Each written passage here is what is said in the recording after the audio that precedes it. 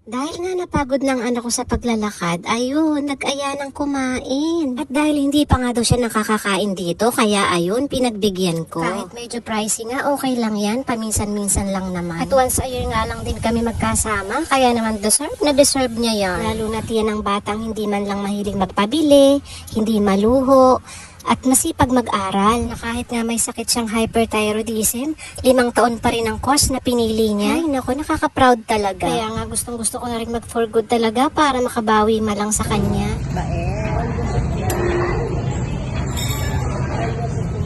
Dami naman, tama na.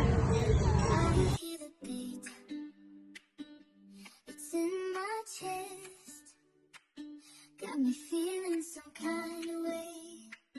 I confess the rhythm takes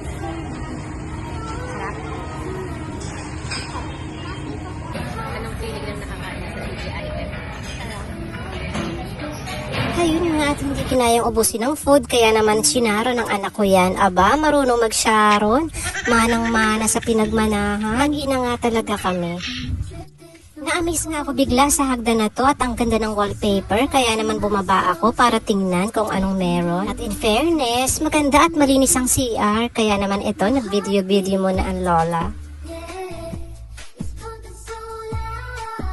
It's the rhythm of love, baby, that I found when the music plays. At yan na nga ang gala namin mag-ina for today's video. See you on our next gala.